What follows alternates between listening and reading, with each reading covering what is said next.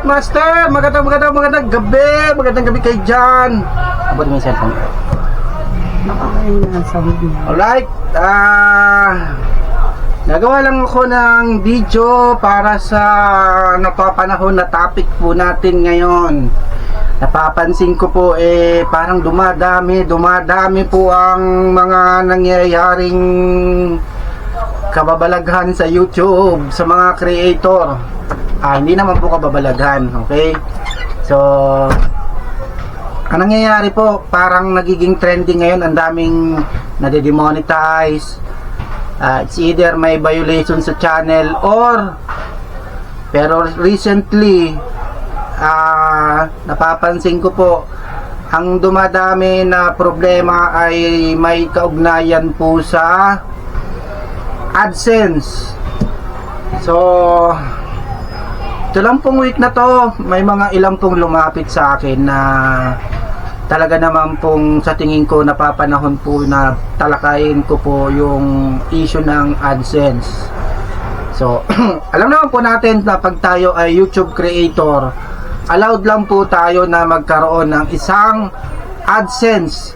Kahit na ilan po yung channel natin, kahit na ilan po yung ginawa nating channel, at lahat po yan ay napamonetize natin, dapat to iisa lang po yung AdSense po natin. Okay? Pwede kayong maging dalawa ng AdSense, pero ibang tao po ang gagamitin ninyo. Ibang pangalan, ibang muka, ibang impormasyon. To sabihin, totally iba. Hindi po pwedeng ako po si Master Rapid, kung ano yung totoong pangalan ko, yung din ang gagamitin ko, tapos yun din ang ipapasok ko sa AdSense ko. Hindi po pwede yun. Kailangan isa lang ho yung AdSense na gagamitin ko, kahit na ilan po yung channel na napamonetize ko. So recently ho, nagkaroon ho ako ng mga experience or interaction sa ibang creator na medyo nagulo sila sa kanilang mga channel kasi nung nagkaroon ng problema, gumawa sila ng unang channel nila. Natural, ginawa ng AdSense. So, na-monetize na. Along the way, malapit na siyang sumahod, nagkaroon ng problema. Imbis na i-fix yung problema doon sa AdSense, kasi hindi dumarating sa kanya yung PIN, ang ginawa niya, dahil may nag-advise sa kanya, pinagawa siya ng panibagong channel. Nung pinagawa siya ng panibagong channel, natural, gumawa din siya ng panibagong AdSense. Yung AdSense na bagong gawa niya ay i-connect niya doon sa unang channel niya na na-demonetize. So, yung advice sa kanya ay naging mali. Kaya ngayon nagkarambol-rambol na, nahihirapan akong ayusin kung paano ko aayusin yung channel niya. Pero so far, kahit paano, nagkaroon na ng konting linaw. Okay? Sa tingin ko naman, 98% okay na siya. So, sinasabi ko lang po ito, kabilin-bilinan nga po ni YouTube at ni Google. Lahat po ng creator sa YouTube ay allowed lang po ng isang AdSense account. So, kahit na ilan po yan channel ninyo, kailangan i-link po ninyo yan sa isa lang pong AdSense account sa YouTube. So, may mga nangyayari po na gano'n, unang napansin ko, pagka matagal po dumating yung PIN, na-monetize na kayo, may channel kayo sa YouTube, tapos na-monetize, pero ang tagal dumating nung PIN ninyo, kasi kailangang i-verify yung address. Okay, di ba may dalawang verification yan? Una yung identity, tapos yung address. Yung address ay nagko-connect doon sa PIN.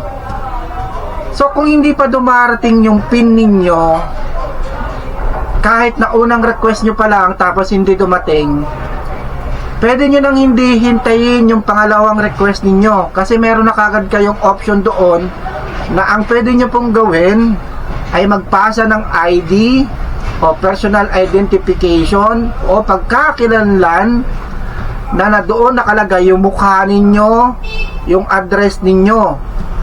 Kailangan nyo pong ipasa yun kay YouTube, kay AdSense. Meron lang ho kayong kailangan fill upan doon sa loob ng AdSense na ipinapa-verify nyo yon along with your ID na may kasamang address na ikaw yun na talagang may-ari ng AdSense na yon.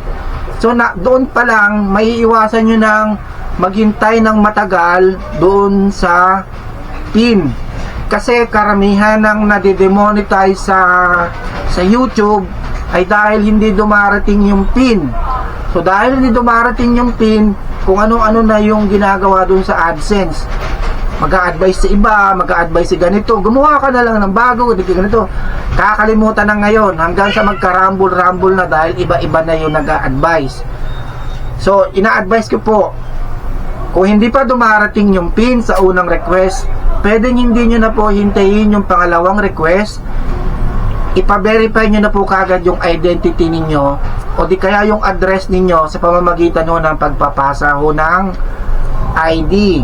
Isasubmit nyo lang po yun, i-attach lang po yun doon sa may loob ng meron kayong pipila pa na form doon sa loob ng AdSense. I-attach nyo doon yung picture ninyo, picture ng ID nyo, saka yung selfie ninyo. Within 24 hours po, kung malinaw yung pagkakakuha ng ID, approve na kagad yun. Stage 1 saka stage 2, approve agad. So the next na gagawin nyo na lang dapat ay tax info. So yun lang, napakadali, hindi ho komplikado. Kaya lang minsan may mga kaibigan tayo, may mga kasamahan tayo sa YouTube na medyo naguguluhan, pinakukomplikado nila ngayon yung sitwasyon, kung ano-ano yung ginagawa sa AdSense nila, sa bandang huli sila rin ang nahihirapan. So yun po yung ina-advise ko lang po yun ng ganun, ano po, na ito po ay na kaya ko na i-share sa inyo dahil ito po yung mga nagiging experience ko for the past weeks na may mga inaasikaso po akong channel na iba't iba yung nagiging problema.